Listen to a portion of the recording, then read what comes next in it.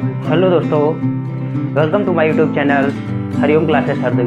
हमारे चैनल पर आप सभी लोगों का बहुत बहुत स्वागत है। तो दोस्तों, आज मैं जो सवाल बताने वाला हूँ आपको बोर्ड पे लिखा दिख रहा होगा, और ये सवाल बहुत ही इम्पॉर्टेंट है, जो कि एक तरीके से कई सारे सवाल हम पहले भी लगवा चुके हैं प्रीवियस टाइम, और कुछ खास सवाल ऐसे इम्पॉर्टेंट सवाल लगवाते रहे हैं, और ये भी सवाल बहुत ही इम्पॉर्टेंट है। देखिएगा, सॉल्व करते हैं। क्या लिखा है सवाल? एक वृक्ष का ऊपरी भाग हवा से टूटकर पृथ्वी से 45 डिग्री का कोण बनाता है। एक वृक्ष है बेटा, वृक्ष का जो ऊपरी भाग है वो हवा से टूट जाता है, ठीक है, और पृथ्वी से कितने डिग्री का कोण बनाता है? 45 डिग्री का कोण बनाता है, ठीक है। फिर कह रहा, वृक्ष की जड़ से उस बिंदु की दूरी जहाँ वृक्ष का शिखर भूमि को छूता है। वृक्ष की जड़ से, चलो भाई पहले क्या करते हैं, फिगर ड्रा कर लेते हैं, सॉल्व करते हैं इसको। एक वृक्ष हम बनाते हैं। सबसे पहले हम एक वृक्ष बना लेते हैं, ए और बी, ठीक है। ए और बी हमने जब वृक्ष बनाया तो इसका ऊपरी शिखर मान लिया कि सी पॉइंट ले लिया, तो ए सी जो है इसका ऊपरी शिखर है, वह हवा से टूट जाता है। ये ए सी जो पार्ट है वो किससे टूट जाता है? हवा से टूट जाता है। और कहाँ पे जा गिरता है? जब भाई कोई वृक्ष टूटता है तो कहाँ जाता है? पृथ्वी पर चला जाता है ना। उसका ऊपरी सिरा ऐसे टूट के लटक जाता है जाके, और पृथ्वी को टच करता है, छूता है जाके। और जब वो पृथ्वी को छूता है जाके, तो वहाँ पे कितने डिग्री का कोण बना रहा है? 45 डिग्री का कोण बना रहा है। कितने डिग्री का कोण बना रहा है बेटा? 45 डिग्री। पृथ्वी से कितने डिग्री का कोण बना रहा है? 45 डिग्री का कोण बना रहा है, ठीक है। ये कौन सा AC जो है हमारी भुजा, वही जो ऊपरी वाला सिरा जो टूट के गिरा था नीचे, वही वाला पॉइंट जो है हमारा कितने डिग्री का कोण बना रहा है? 45 डिग्री का कोण बना रहा है, ठीक है।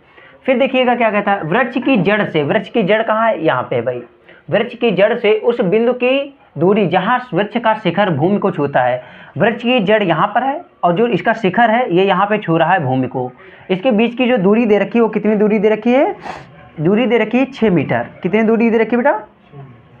6 मीटर दूरी दे रखी है।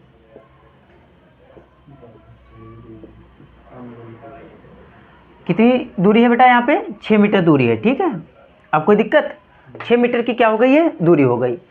अब देखते हैं फिर पूछता क्या है। कह रहा, वृक्ष की कुल लंबाई ज्ञात करो। कुल लंबाई वृक्ष की, यानी कि जो जड़ से लेकर शिखर तक की पूरी लंबाई थी वह कितनी थी? चलो भाई हम मान लेते हैं, इसे क्या मान लेते हैं?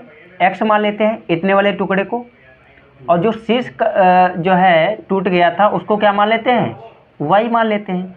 तो हमें क्या यह बात पता है कि AC जो यहाँ पे टूटा था, जो यहाँ पे ये देखो भूमि पे टच कर रहा है जाके, उसकी लंबाई सेम ही तो होगी भाई। उसकी लंबाई क्या होगी? सेम ही तो होगी, क्योंकि वही तो टूट के गिरा है जाके नीचे, ठीक है। अब हमें लगा है, ये हम चाहते हैं कि आपको ये जो फिगर है बहुत अच्छी तरीके से समझ में आया होगा, ठीक है। हम यहाँ पे y इसको मान रहे हैं, इसको x मान है, और यही y जो है हमारा टूट के जो शिखर है इसका वृक्ष का, कहाँ गिरा है जाके? पृथ्वी से टच कर रहा है, और कितने डिग्री का कोण बना रहा है? 45 डिग्री का कोण बना रहा है। जितनी बातें इसमें लिखी थी उसको हमने कहाँ पे रिप्रेजेंट कर लिया है? फिगर पे रिप्रेजेंट कर लिया है, कोई दिक्कत नहीं होगी। चलो भाई देखते हैं। सबसे पहले क्या करते हैं, सबसे पहले लेते हैं, इसमें लिखना क्या है तुमको एक तरीके से, ये हमारा आधार, ये लंब दे रखा है, और ये क्या दे रखा है? आधार दे रखा है, ये कर्ण दे रखा है। तो बहुत अच्छी तरीके से इसको सॉल्व करना है। सबसे पहले देखते हैं त्रिभुज, कौन सा त्रिभुज लिया जाए? त्रिभुज सदैव ये वाला लिया जाएगा ABC, ठीक है। त्रिभुज ABC में बेटा हम tan theta, cot sine theta और कॉस थीटा, इन सब चीज़ों का ज़्यादा इसमें प्रयोग करते हैं। ज़्यादातर tan थीटा का प्रयोग करते हैं, ठीक है, tan थीटा और साइन थीटा का। तो इसमें देखिएगा, tan थीटा का प्रयोग जब हम करते हैं जब हमें लंब और आधार दे रखा होता है, और साइन थीटा का प्रयोग जब हम करते हैं जब लंब और कर्ण दे रखा होता है, ठीक है। और cos थीटा का प्रयोग जब हम करते हैं जब लंब और क्या दे रखा हो? हाँ, आधार दे रखा हो, ठीक है। एक तरीके से cos थीटा का प्रयोग हम जब करते हैं जब आधार और कर्ण दे रखा हो, ठीक है। क्या दे रखा हो? आधार और कर्ण दे रखा हो। तो इसमें अब हम देख लेते हैं त्रिभुज ABC में। सबसे पहले हम डालते हैं इसमें भैया tan 45 डिग्री। tan कितनी डिग्री? tan 45 डिग्री डालते हैं। तो tan का फार्मूला क्या होता है हमारा? LA, यही तो होता है बेटा। L कितना दे रखा है हमारे पास? x है बेटा, और A कितना है हमारे पास? 6। tan 45 का मान कितना होता है? 1 होता है बेटा। तो x/6 हो गया, ठीक है। ये कितना हो जाएगा? 6 × 6, यानी कि x की वैल्यू कितनी निकल के आ गई हमारे पास? 6 निकल के आ गई, ठीक है। अब इसको देखते हैं भाई, ये तो हमारा किसका मामला था, लंब और आधार वाला मामला था, सॉल्व हो गया। ठीक है, अब देखते हैं ये कर्ण और आधार वाला मामला है। कर्ण और आधार किससे सॉल्व किया जाता है भैया, कॉस थीटा से। ठीक है, यहाँ पे लिख लो त्रिभुज ए बी सी में कॉस 45 डिग्री बराबर क्या होता है बेटा, ए बटे के। ठीक है, तो ए की वैल्यू कितनी है 6 है, और के की वैल्यू कितनी है तुम्हारे पास, के की वैल्यू कितनी है बेटा तुम्हारे पास वाई। यहाँ तक बात समझ में आ गई, कोई दिक्कत बेटा। अब देखो कॉस 45 डिग्री का मान होता है 1/√2। 1 क्या होता है, 1/√2, और ये क्या हो गया 6 वाई। अब इस प्रकार से करेंगे तो वाई बराबर क्या हो जाएगा हमारे पास 6√2। यहाँ तक बात समझ में आई होगी आराम से। देखो वाई बराबर क्या हो गया 6√2 हो गया। ठीक है, कोई दिक्कत यहाँ तक। अब क्या करते हैं, वृक्ष की लंबाई पूछ रहा था, तो वृक्ष की टोटल जो लंबाई है वो कितनी हो जाएगी भैया, वृक्ष की जो टोटल लंबाई है वो हो जाएगी x + y, x + y हो जाएगी ना। हमारे पास x की भी वैल्यू गिवन है, y की भी वैल्यू गिवन है। क्या इसमें हम x और y की वैल्यू लिख सकते हैं आराम से, बताओ बेटा। x की वैल्यू कितनी है 6 है, y की वैल्यू कितनी है 6√2 है। यह बात समझ में आएगी बेटा। यदि यहाँ पे हम 6 + √2 है तो यहाँ से हम 6 कॉमन ले सकते हैं बेटा, यहाँ से 6 क्या ले सकते हैं, कॉमन ले सकते हैं। तो क्या बचा यहाँ पे 1 + √2, यही तो बचा बेटा। यही हमारी क्या हो गई, वृक्ष की कुल लंबाई। लिख लो यहाँ पे वृक्ष की कुल लंबाई, वृक्ष की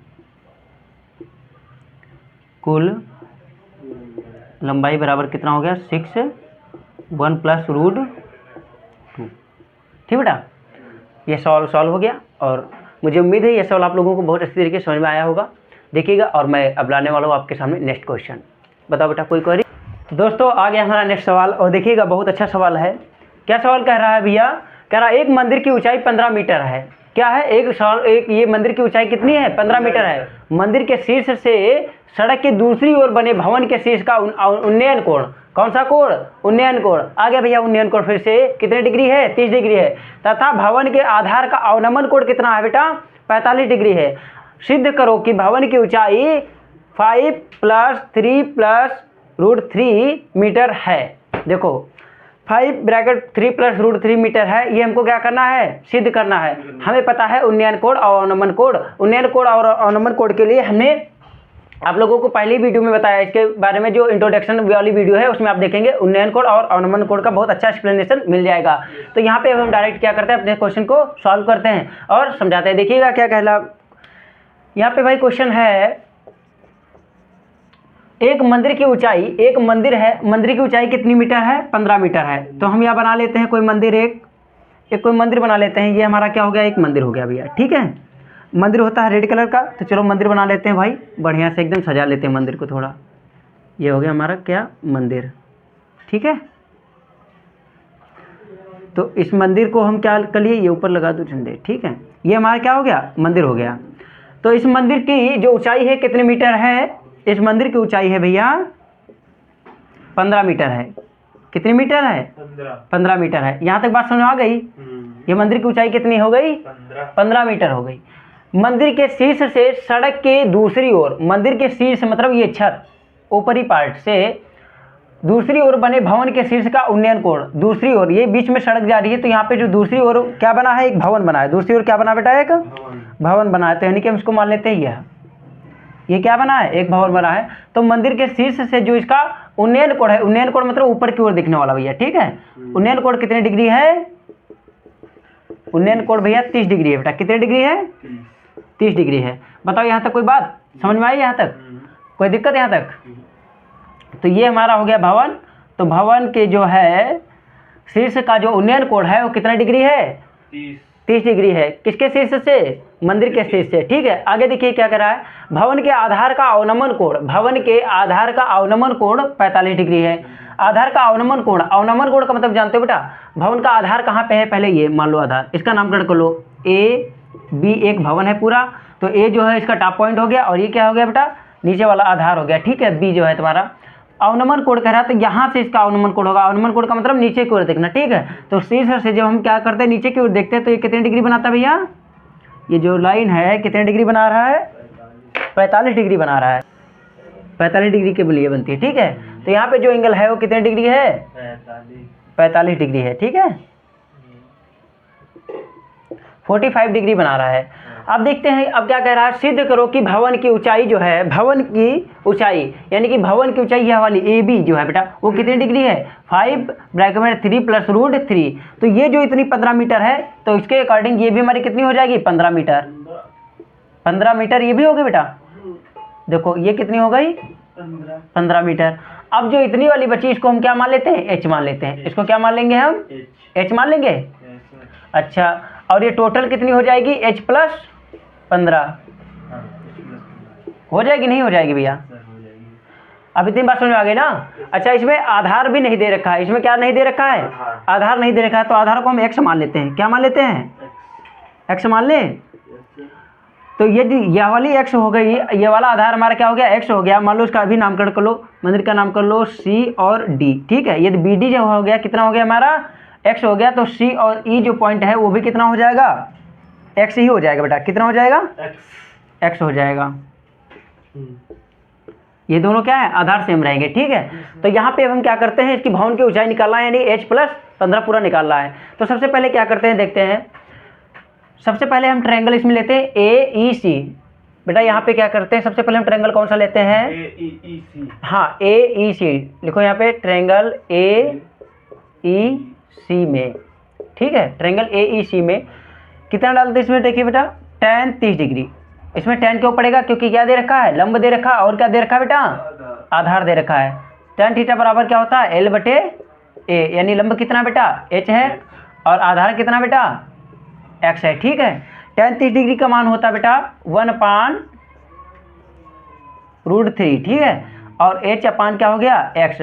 तो यहाँ पे कितना हो जाएगा, x बराबर कितना हो जाएगा, √3h, ठीक है। x की जो वैल्यू आ गई, कितनी आ गई, √3h आ गई।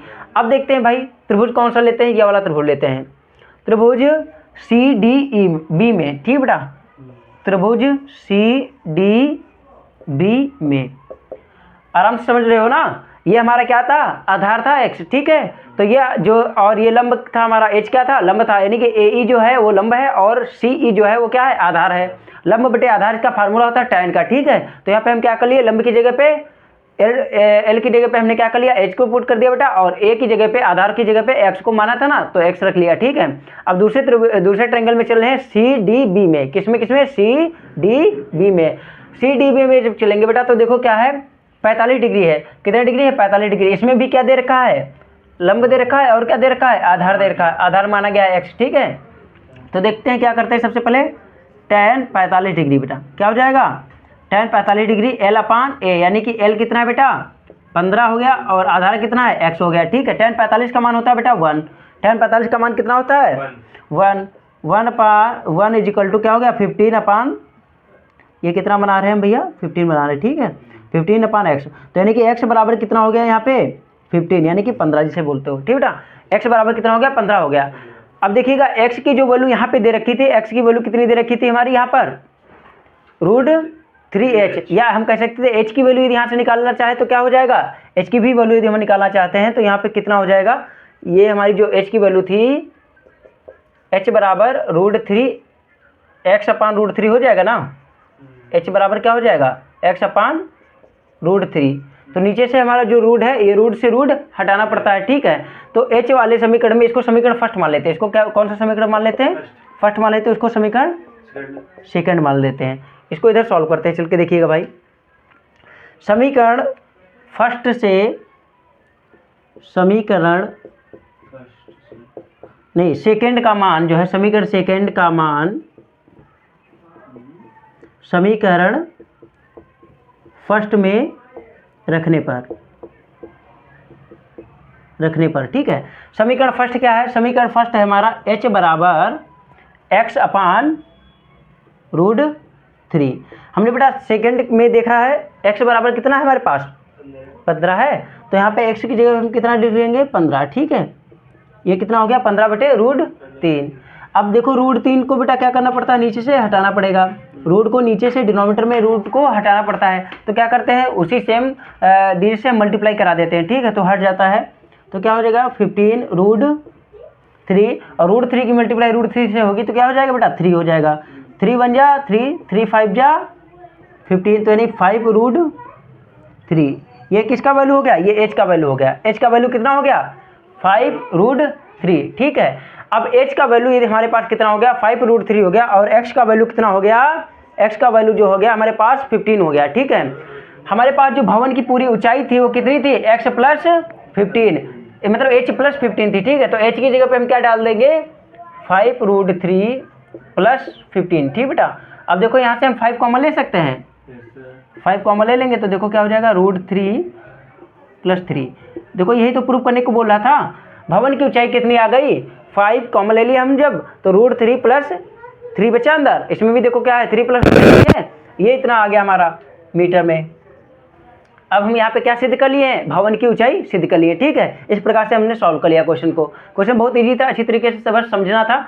ज़्यादातर जो बच्चों को इसमें प्रॉब्लम होती है इस प्रकार के सवालों में, वो होती है ये कि वो बच्चे जो होते हैं क्वेश्चन का फिगर नहीं ड्रा कर पाते हैं। तो फिगर ड्रा करने के लिए हमको कई बार जो प्रैक्टिस कर लेना चाहिए, और उसके साथ साथ फिगर ड्रा करने का सबसे एक ही मेथड बढ़िया है कि बस क्वेश्चन को पढ़ते जाइए, उतना बनाते रहिएगा, ठीक है, आराम से बनता चला जाएगा। और जो फिगर बन जाता है तो हमको जनरली इसमें एक चीज़ याद रखिएगा, जो बच्चे कहते हैं कि सर ट्रिग्नोमेट्री के मान नहीं याद हो रहे हैं, तो वो tan के मान याद कर लें। tan 60 डिग्री का बहुत ज़्यादा इसमें क्या किया जाता है, अप्लाई कर होता है। और tan 45 का मान तो होता ही 1, tan 45 का मान 1 होता है। साइन का मान थोड़ा बहुत देख लीजिए, साइन 30 और साइन 60 का, ये कुछ ज़्यादा ही पॉपुलर मान रहते हैं इसमें, ठीक है, प्रयोग किए जाते हैं। tan 60 का, tan 30 का, और tan 30 का भी हाँ इंपॉर्टेंट रहता है।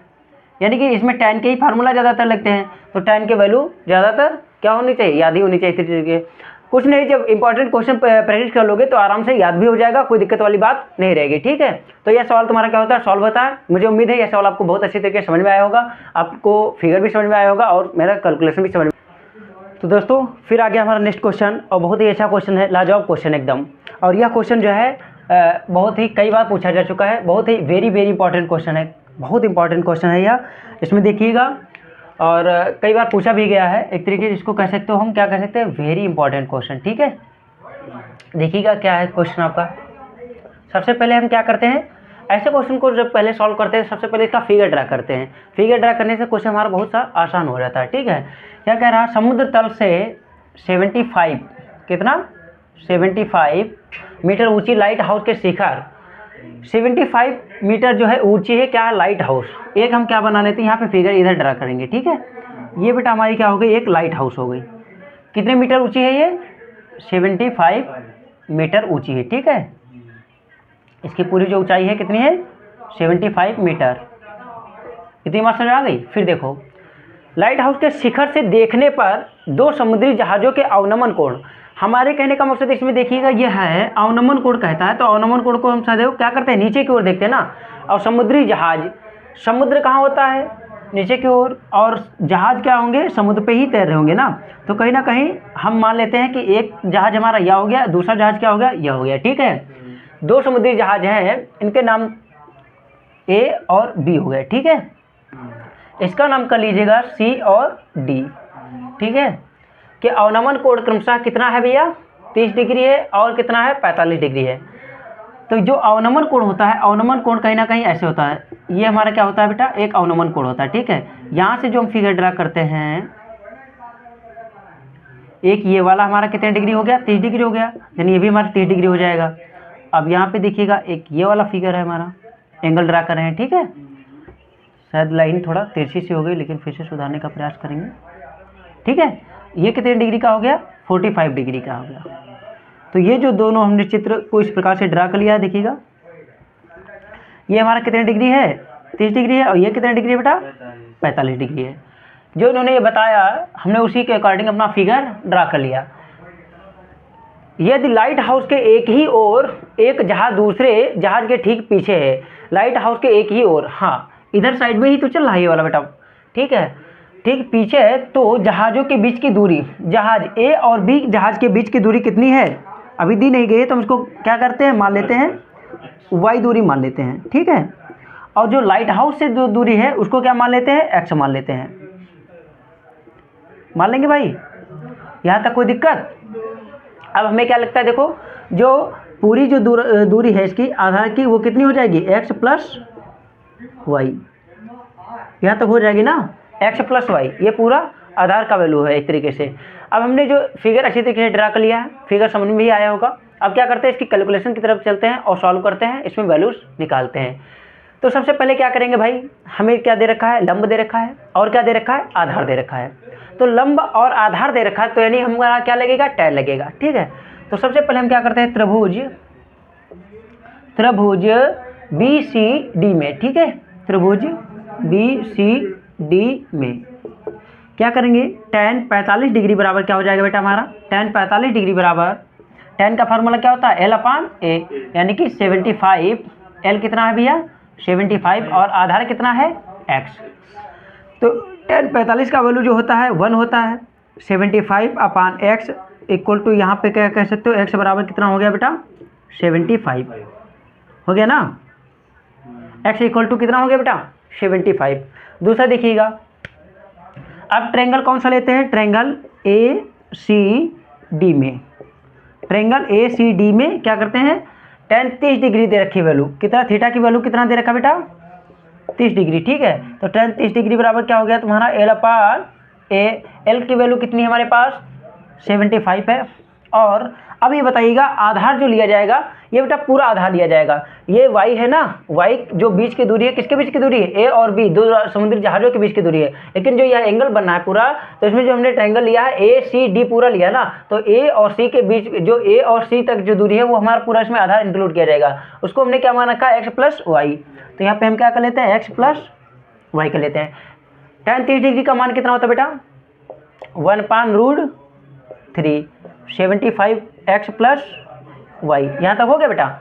इसकी हम क्या कर देते हैं, क्रॉस मल्टीप्लाई करा देते हैं, ठीक है। तो x प्लस वाई बराबर क्या हो गया 75√3। यहाँ से हम क्या करेंगे, x की वैल्यू कितनी हमारे पास 75 है, तो x की जगह पे हम 75 रख लेंगे, कोई दिक्कत। x की जगह पे कितना रख लिए 75 प्लस वाई बराबर 75√3। देख लीजिएगा यहाँ पे थोड़ा सॉल्व है, यही जो है y बराबर क्या करेंगे 75 किस में है, प्लस में है, इधर चला जाएगा बेटा, किस में चला जाएगा, माइनस में हो जाएगा।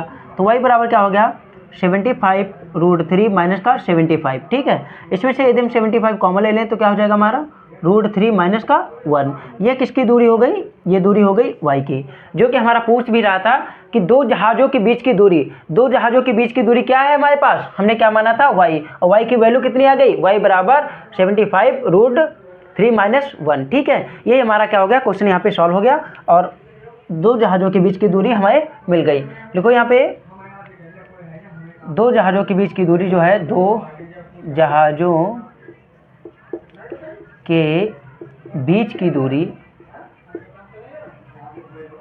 बीच की जो दूरी है वो कितनी हो गई बेटा 75√3 माइनस 1। इस प्रकार से हमारा क्या हो गया, क्वेश्चन सॉल्व हो गया, ठीक है। और ये हमारा जो हमने माना था y बराबर, तो y की वैल्यू इतनी आ गई, और y की वैल्यू क्या हमने मान रखी थी, दो समुद्री जहाज़ों के बीच की दूरी। इस प्रकार से सॉल्व हो गया और हमें उम्मीद है आप लोगों को क्वेश्चन समझ में आया होगा। ये बहुत इंपॉर्टेंट क्वेश्चन है, कई बार पूछा। देखो बेटा नेक्स्ट क्वेश्चन आ गया हमारा फिर से, इसमें क्या कह रहा है, यह भी बहुत इंपॉर्टेंट क्वेश्चन है और बहुत अच्छा क्वेश्चन है, थोड़ा समझने के लिए देखो क्या लिखा, एक नदी के पुल के एक बिंदु से नदी के सन्मुख किनारों के अवनमन कोण, क्या कह रहा है, अवनमन कोण कह रहा है। तो सबसे पहले हम क्या करते हैं, एक नदी बनाते हैं, एक नदी है, नदी के ऊपर क्या है, पुल है। तो नदी कहाँ बहती है, ये नदी बहती है भाई, ये क्या है, नदी बह रही है, ठीक है। कहने का मतलब ये नदी है, और नदी के ऊपर से क्या जाता है, पुल जाता है। पुल किस पे टिका होता है, पिलर पे। तो भाई ये क्या बना दिया हम, पुल का पिलर, ठीक है।